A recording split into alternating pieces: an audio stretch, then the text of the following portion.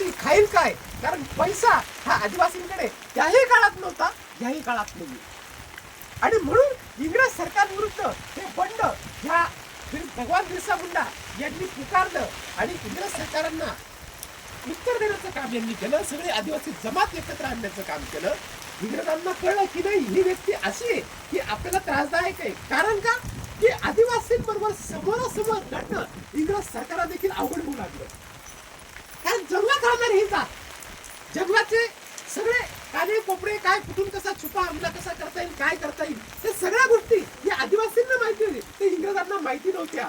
आणि म्हणूनच या आदिवासींना एकत्र केलं, पण इंग्रजांना मुश्किल होऊ लागलं यांच्याशी लढा देण्यासाठी. आणि म्हणून सगळ्यात पहिले त्यांना कळलं की हे याचं नेतृत्व कोण करत आहे, तर बिरसा मुंडा. आणि म्हणून त्यांनी सगळ्यात पहिले या बिरसा मुंडाला पकडण्याचा प्रयत्न केला.